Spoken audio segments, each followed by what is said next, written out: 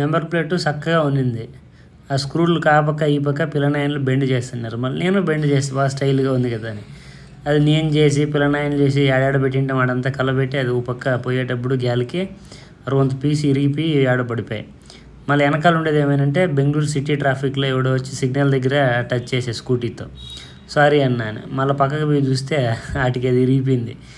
ఫోన్లో వాడి వెళ్ళిపోయినాడు ఎందుకు తలకాయ నొప్పి. మళ్ళీ వచ్చి ఎంక్వైరీ చేస్తే నెంబర్ ప్లేట్ హెచ్ఎస్ఆర్పి ఆల్రెడీ పోయిండేది కూడా. ఇదే మళ్ళీ కావాలంటే ఖచ్చితంగా నువ్వు ఎఫ్ఐఆర్ రైజ్ చేయాలంటారు. మళ్ళీ సైబర్ సెంటర్లోకి పోయి లాస్ట్ అని మాత్రమే చేయాలంట.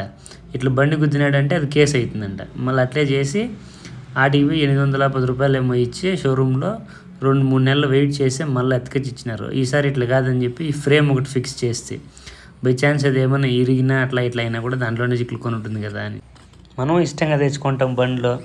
కానీ పిల్లనాయనలు సంతోషానికి వచ్చి అట్లా ఇట్లా కలబెడతారు. వాళ్ళని ఏమనలేము, వాళ్ళు ఫీల్ అవుతారు. వాళ్ళంటే ఈ పొద్దు మనల్ని చూసి రేపు నా పొద్దు వాళ్ళు అట్లే తయారవుతారు.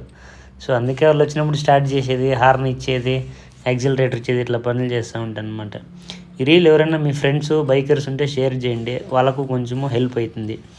ఖచ్చితంగా లాస్ట్ అని మాత్రమే అప్లై చేయాలా. ఈ ఎఫ్ఐఆర్ కాపీ తీసుకొని పోయి షోరూంలో ఇచ్చినామంటే వాళ్ళు కూడా నెంబర్ ప్లేట్కి అప్లై చేస్తారు.